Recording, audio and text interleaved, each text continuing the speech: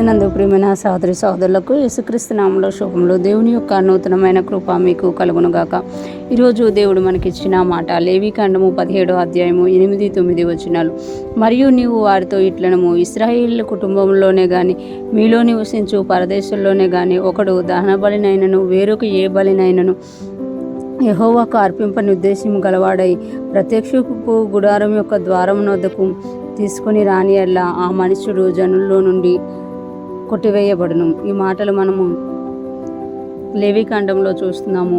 ఇక్కడ ఇశ్రాయేలీలతో దేవుడు ఒక మాట చెప్తున్నారు. ఏంటి అంటే, మరియు నీవు వారితో ఇట్లనము, ఇశ్రాయేలీల కుటుంబంలో కానీ మీలో నివసించు పరదేశుల్లో కానీ ఒకడు, అంటే ఇశ్రాయేళ్ల కుటుంబ సభ్యులైనా కానీ ఇంకా పరదేశీ అయినా కానీ, అంటే వారిలో నివసించు పరదేశే కానీ ఒకడు దహన బలినైను వేరొక ఏ బలినైను యెహోవాకు అర్పింపని ఉద్దేశం గలవాడైతే, అంటే ఇశ్రాయేళ్ల కుటుంబంలోకి ఏ ఆజ్ఞ అయితే దేవుడు ఇస్తున్నాడో పరదేశులకు కూడా అదే ఆజ్ఞ ఇక్కడ ఇస్తున్నారు అనమాట.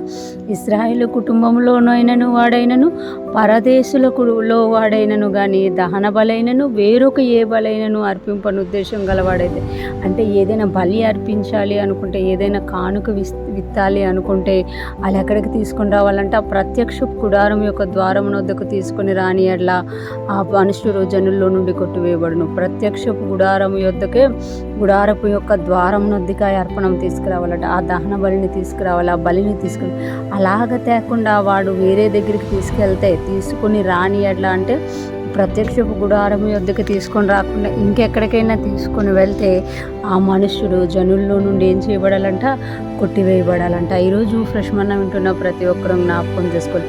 దేవుడు ఏదైనా ఒక ఆజ్ఞ ఇచ్చినప్పుడు, ఏదైనా ఒక కట్టడి ఇచ్చినప్పుడు ఆయన ఇశ్రాయేలీలకి అదే కట్టడ, ఇశ్రాయేలీల్లో నివసిస్తున్న పరదేశికి కూడా అదే కట్టడ. అంటే పక్షపాతం లేనివాడిగా మనం ఇక్కడ దేవుడిని చూస్తున్నాం అన్నమాట. ఇంకొకటి మనం చూసుకుంటే దహన బలి అయినను ఇంకే బలి అర్పించవలసి వచ్చినా కూడా వాళ్ళు ఖచ్చితంగా ప్రత్యక్షపు గుడారం యొక్క ద్వారం వద్దకి, అహరోను వద్దకి, ఆ దినాల్లో ఉన్న యాజకుని వద్దకే తీసుకుని రావాలి అని చెప్తున్నారు. అంటే అది పరదేశి అయినా స్వదేశీ అయినా అనమాట. ఒకవేళ అలాగ తేకుండా ఎవరైనా రానుద్దేశించని యెడల ప్రత్యక్ష గుడారం యొద్దకు రాకపోతే అతనిని జనుల్లో నుండి కొట్టివేయాలట.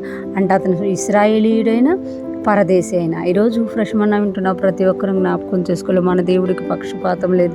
మన దేవుడు మనము వాక్యానుసారంగా జీవించిన విధానాన్ని చూస్తున్నారు, అన్యులను కూడా చూస్తున్నారు. మనకి వాళ్ళకి తేడా ఏంటి అంటే, యేసుక్రీస్తును మనం ఎరిగి ఉన్నాము కనుక ఆయన రక్తంలో కడగబడిన శుద్ధులమై ఉన్నాము. కానీ మనం ఏదైనా తప్పదం చేసినా, మనం ఏదైనా ఆజ్ఞను అతిక్రమించినా దేవుడు దానిని చూస్తున్నారు. ఇశ్రాయేలీలు కాని వారు, అంటే అన్యులుగా ఉన్నవారు చేసిన దాన్ని కూడా దేవుడు చూస్తున్నారు అన్నమాట. అందరినీ దేవుడు ప్రేమించే దేవుడుగా ఉన్నారు, అదే టైంలో అందరినీ శిక్షించే దేవుడుగా కూడా ఉన్నారన్నమాట. ఈరోజు ఫ్రెష్ మన్నా వింటున్న ప్రతి ఒక్కరూ కూడా దేవుని ప్రేమను అనుభవిస్తూ, ఆయన వాక్యానుసారంగా ఆజ్ఞానుసారంగా జీవిస్తూ, ఆయన చెప్పినట్టుగా ఆయన ఏది ఎలాగ చెప్తున్నారో అలాగ చేసే వారంగా మనం అందరం ఉందుముగాక.